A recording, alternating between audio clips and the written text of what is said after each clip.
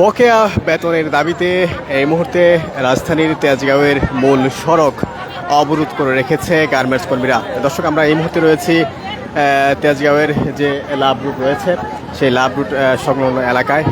এই মুহূর্তে দেখানোর চেষ্টা করছি আপনাদের এই সড়ক অবরোধ করার ফলে দুপাশে যে যানবাহন সেই যানবাহন চলাচল কিন্তু বন্ধ হয়ে গেছে।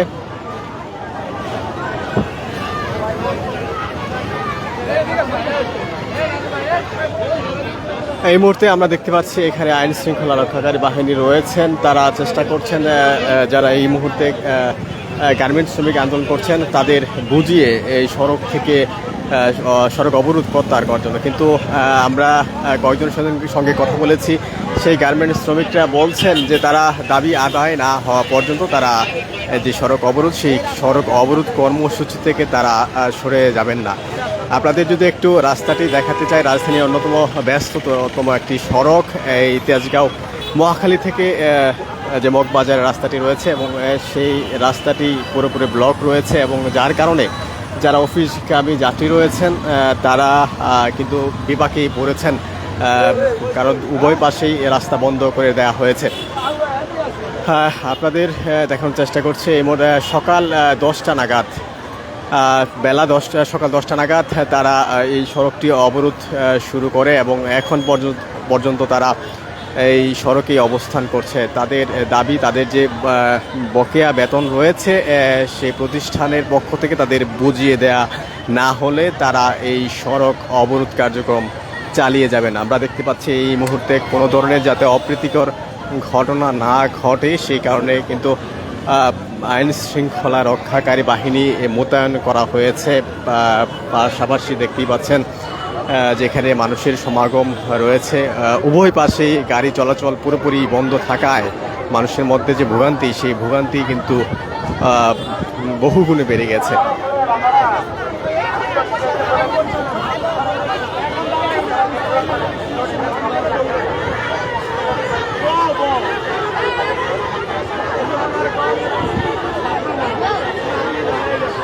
দর্শক, আপনারা দেখতেই পাচ্ছেন এই মুহূর্তে যারা এখানে গার্মেন্টস কর্মী রয়েছেন তারা কিন্তু তাদের যে দাবিগুলো সেই দাবিগুলো নিয়ে কথা বলছেন।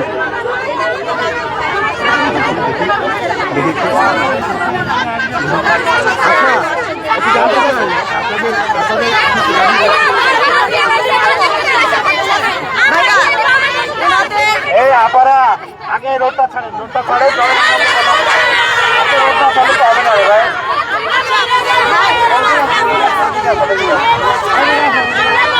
এই রোডে যায়, এই রোডে যায়, এই রোডে আসেন, এই রোডে আসেন, এই রোডটা ছেড়ে ওই রোডে আসেন, এই রোডে আসেন। আরে ওই ছাড়তে হচ্ছে ভাই, আমি যে আপনার বিস্তারিত বলে দিচ্ছি, আমি তো আমার নিজের কথা না।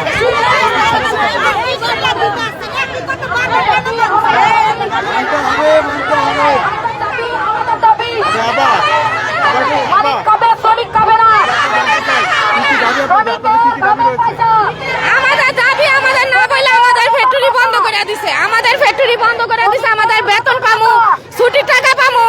আমরা যে একটা ফ্যাক্টরি বন্ধ করলে যে পাওনা দানা দেওয়া লাগে সেটা না কিছু করে ফ্যাক্টরিটা বন্ধ করে দিছে।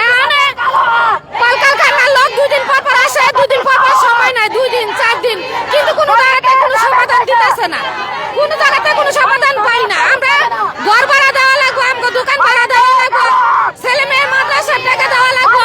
আমরা 2 দিন পর রাস্তায় নামবো। প্রধানমন্ত্রী তারেক জিয়ার কাছে আমাদের আবেদন, আমাদের নাশা মালিকের যত সয় সম্পত্তি আছে প্রধানমন্ত্রী বিক্রি করে আমাদের টাকাটা দ্রুত ভাবে তার ইয়েতে হস্তক্ষেপে জানি টাকাটা দেওয়া হয়। আমাদের এইটাই দাবি, আমাদের পাওনা দানা যা আছে দিয়া মালিক ফ্যাক্টরি বন্ধ করে দেখ, আমাদের কোনো দাবি নাই। কিন্তু আমাদের পাওনা দানা না দিয়া ফ্যাক্টরি বন্ধ করছে, 2 দিন পর রাস্তায় নামি, 2 দিন পর রাস্তায় নামি। আমাদের কি ছেলে সন্তান নাই? আমাদের কি ঘর ভাড়া দেওয়া লাগে না? আমাদের কি খাওয়া লাগে না? আমরা এই আশা বসে আরেক জায়গায় চাকরিও করতে পারতাছি না, আরেক জায়গায় নিতেও পারতাছি না।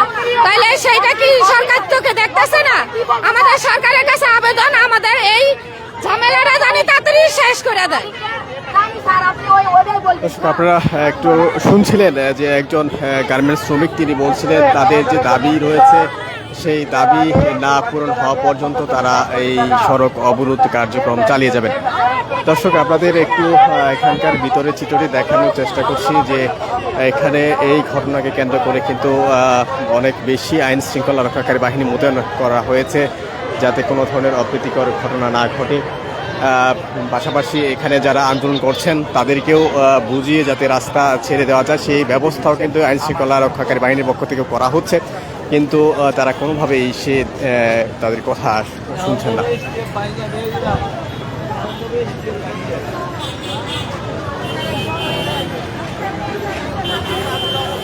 দর্শক, এই শ্রমিকদের আন্দোলনের ফলে কিন্তু দুপাশেই যে রাস্তা সেই রাস্তা